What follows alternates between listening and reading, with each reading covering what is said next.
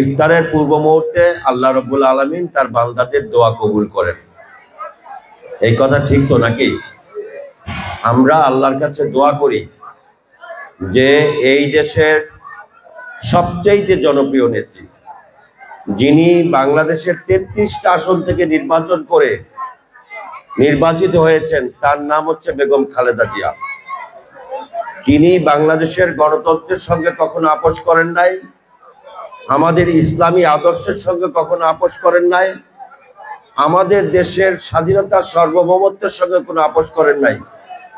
সাবেক 3 বারের প্রধানমন্ত্রী বেগম খালেদা জিয়া, তিনি এখন অসুস্থ। আল্লাহ রাব্বুল আলামিন যাতে বেগম খালেদা জিয়াকে সুস্থতা দান করেন, আপনারা সবাই বলেন আমিন।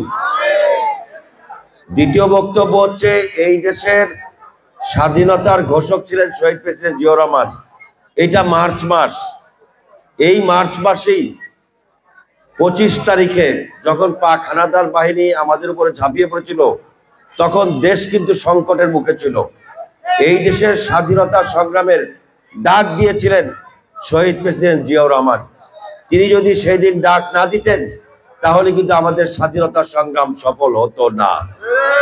আল্লাহ রাব্বুল আলামিন শহীদ প্রেসিডেন্ট জিয়াউর রহমানকেও যাতে জান্নাতুল ফেরদাউস নসিব করেন। কারণ তিনি যদি রাষ্ট্র ক্ষমতা না আসতেন, আমাদের দেশে এই পর্যন্ত ইসলাম মুসলমান ধর্ম কিছুই থাকতো না। কারণ শেখ মুজিবুর রহমান তার ক্ষমতা থেকে সকল মাদ্রাসা মসজিদ বন্ধ করে দিচ্ছিল। আপনাদের যাদের বয়স হয়েছে তাদের মনে আছে, সকল রাজনৈতিক দল নিষিদ্ধ করেছিল, সকল সংবাদপত্র নিষিদ্ধ করেছিল, মানুষের বাক স্বাধীনতা কেড়ে নিয়েছিল শেখ মুজিবুর রহমান।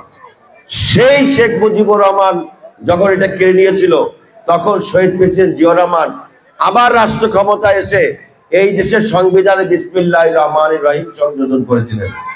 এই দেশের আজকে ধর্মের রাজনীতি যারা করে, এই যে জামাতে ইসলামী রাজনীতি বা চরমনার পীর সাহেবের ইসলামী আন্দোলনের রাজনীতি, এই ইসলামী রাজনীতি নিষিদ্ধ করেছিল শেখ মুজিবুর রহমান।